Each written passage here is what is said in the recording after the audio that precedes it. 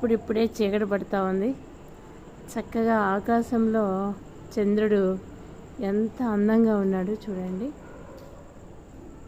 ఎంత అందమైన చంద్రుడు. ఈయన మనకెంతో వెలుగునిస్తాడు. చూడ్డానికి ఎంతో అందంగా ఉంటాడు చంద్రయ్య. కాబట్టి ఇలాంటి వ్యూస్ చాలా బాగుంటాయి.